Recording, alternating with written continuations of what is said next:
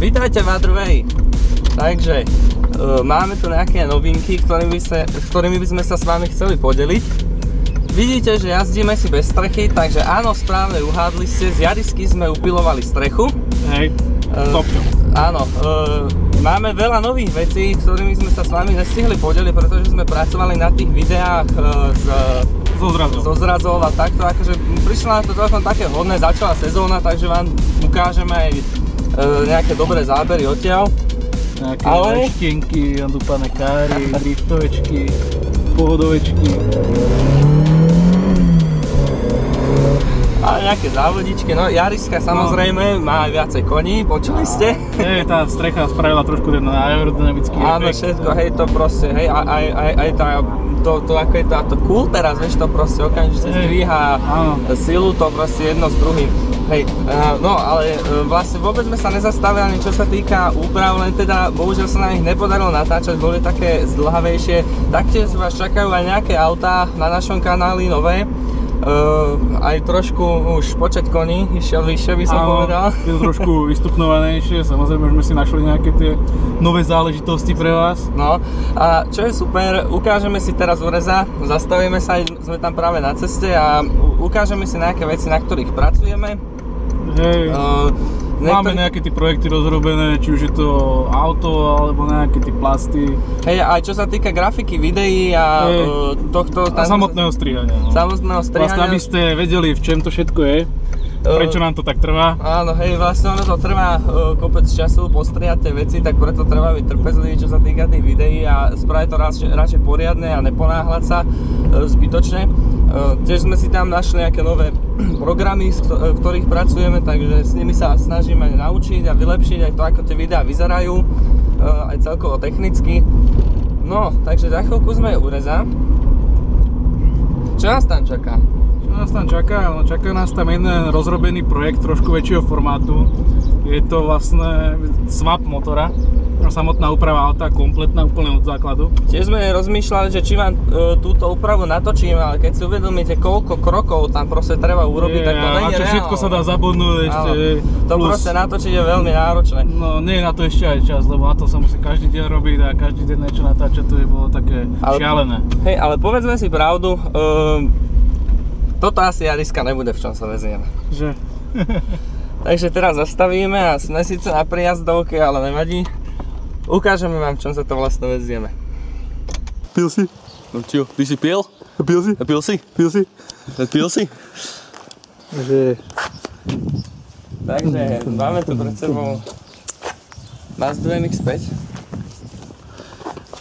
Takže toto je tá novinka naša. Je to anniversary verzia. Je to 1.8 motor, má to všelijaké špeciality, že už to má samostvorný, teda no LSD Torsen. Ale to číslo 4842 za 7500. Je to vo veľmi peknom stave, má to 1.8 motor, teda má to celkom dobre torziu vymyslenú, má to rôzne torzné týče, či už pod autom alebo už rozpery. Takže je to veľmi dobrý základ, užijeme si s týmto autom veľmi veľa srandy a je to super vozítko takto na leto. Má to aj veľmi pekný interiér, Nardi paket, Alcantara, všetko ako má byť, takže máme z toho radosť. Skoro plná nádrž, no. Buďme optimistickí. Dobre Rezo, no a ty sa pochoval, čo máš nové? To teraz, kapota. Ja to zoberiem. Kapota není. Takže Rezo má nové toto. Povedz nám niečo o tých kolesách, Rezo. Tak, disky sú rovnakých rozmerov. 14-ky, 6-iečka, ET35, čiže nič moc vytáhnuté, len sú o mnoho krajšie a sú JDM. Áno, vyzerá to veľmi fajn. Hlavne tí zlaté matice. Máš tu kľúče? Hej, Aha, odomknuté. No chyť dvere, aby nám to nebuchlo, takže Rezo sa trošku pohral aj s týmto. Spravil interiér, nastrekal palubnú dosku, čiže to celé veľmi dobre vyniklo. Počkaj Rezoček, vieš čo, poukazuj si to ty. Chyť mi kľúče a telefón. Ty vieš, že máš čo najlepšie a zase chyť dvere. Takže ja si ešte sadnem k tomu. Takže máme tu kompletne prelakovanú palubnú dosku, kombinovaná čierna, žltá, aby vynikol ten včelí dizajn, stredový stĺpik, bok doplnený o límcový pásik, voňavka, športový zapalovač, transmitter, rádio, volant. Ste videli už v podstate. A samozrejme samotné sedačky. Ešte čaká čalúnenie. To by mohla byť jedna z častí, ktorú natočíme. Vlastne, To budeme určite točiť. Ako sa spravia dvere, to bude super. Dobre, poďme si ukázať niečo iné dovnútra do garáže. No, takže ideme ešte do garáže, ale predtým sme sa zastavili u Reza vo vnútri. Ukážeme vám trochu, kde Rezo robí grafiku pre Other Way. Má tu rozrobené nejaké veci, ktoré by možno aj pre vás boli zaujímavé, nevieme. Nechajte nám komentár o tom prípadne, pretože pracujeme aj na nálepkách Other Way, prípadne na tričkách Other Way, rôznych dizajnoch. Ak by ste mali záujem, je to možné, možno aj teda realizovať. Všetko to samozrejme závisí od toho, že či o tie trička bude záujem. Lebo tam treba záujem, hlavne než to... Tie náklady to robia. Tam je strašne veľa nákladov z začiatku a keď tam není tá spätná investícia, tak ono to, nie že nemá zmysel, ale... Je to ťažké.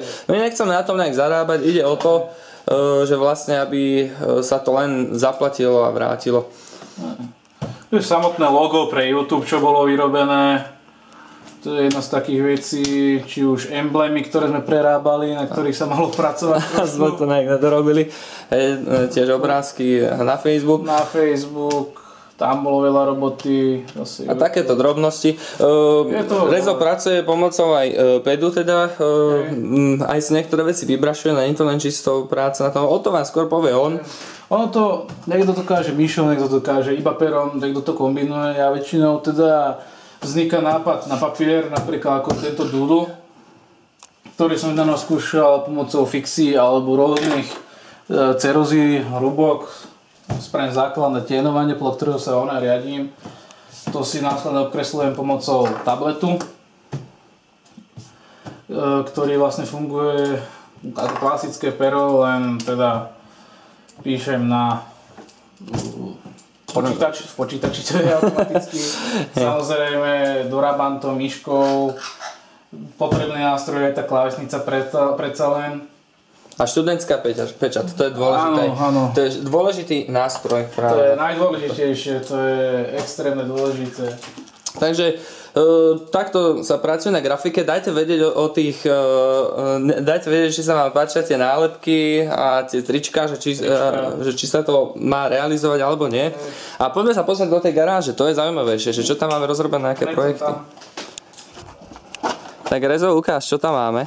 No, takže tu je ten väčší projekt, ktorý síce netočíme, čo je škoda. Že hovorím, tam to je strašne veľa vecí, na ktoré by sme pozabúdali, nakoľko to je enormne rýchle a nestihalo by sa to točiť. A nie to, že ešte strihať. Takže toto je ono, to BMW E36. Kupečko. Áno. Je to celé zabalené, pretože sa ide striekať interiér. Je to vlastne auto jedného z našich kamarátov, ktorého ste možno zahliadli v našich videách, ako len takže sa tam myhol zatiaľ, ale no, teda pracuje na tom aute, pretože mal 2,5, ktorú mal, už nemá.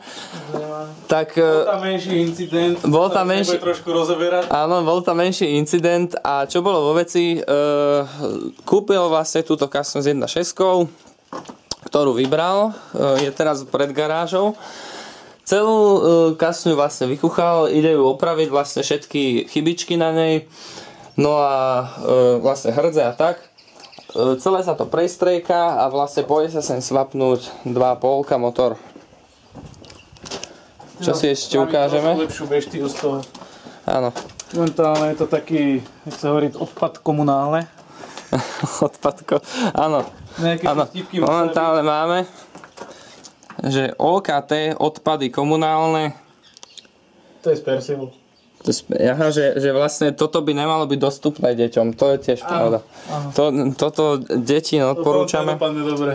Hej, 1.6 teraz momentálne chilluje tu na pred garážou. Trošku zabalená.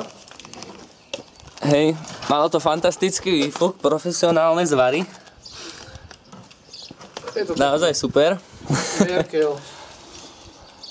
Takže to je asi tak, to je, čo máme momentálne. Ešte máme aj iné autá, ktoré sa nám ukážu na kanále, ale tie nemá rezov v garáži. Nemám v garáži, tie sú trošku porozlietané.